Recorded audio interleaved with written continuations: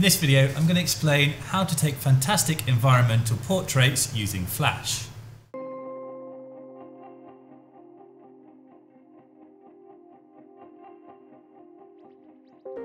With an environmental portrait, we can use the setting to help us tell a person's story.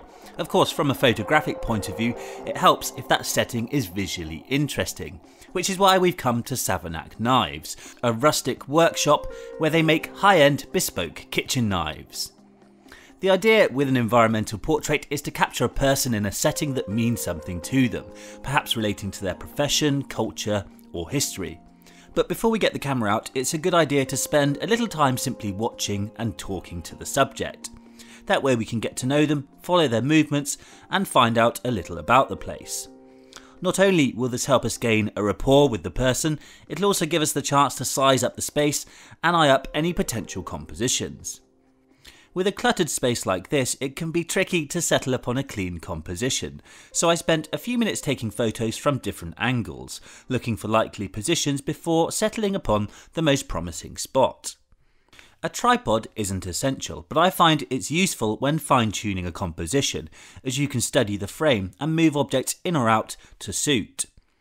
There's an element of construction to environmental portraits that sets them apart from candid photos.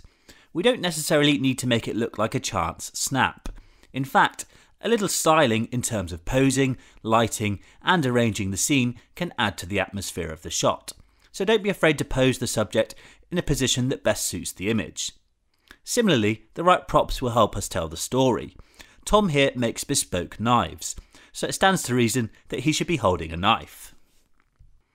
As for camera settings, there's no right or wrong here.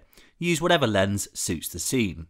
Here we've got plenty of space, so I'm using a combination of wide angle and 50mm lenses.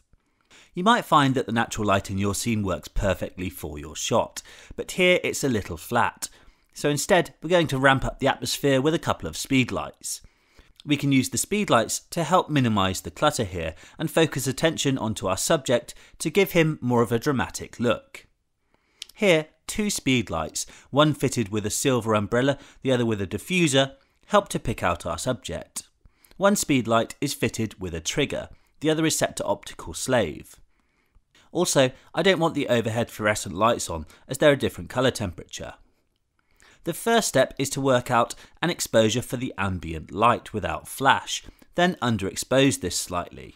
In manual mode here, we're at 1/200th of a second aperture f4 at ISO 400, which results in a dark image.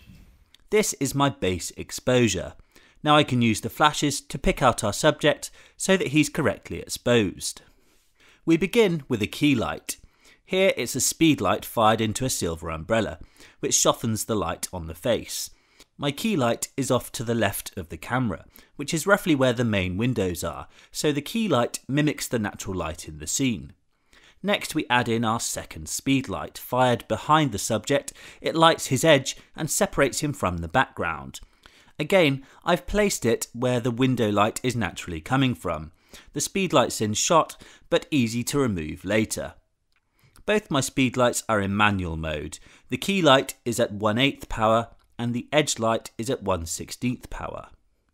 Finally, I've placed a third speed light on the bench to light the machinery in the foreground. With all the lights on together, this is what we get. Now with everything set up, I could experiment with a few different angles and focal lengths. After trying a few wide angle frames, I switched in to a tighter 50mm, which while showing less surroundings results in a simpler and possibly stronger portrait. After this, we changed positions and brought in Philip here for several more frames. Again using the two speed lights behind the subjects to the left and right side to give them this lovely edge light. So there we have it. That's a few things to think about for fantastic environmental portraits.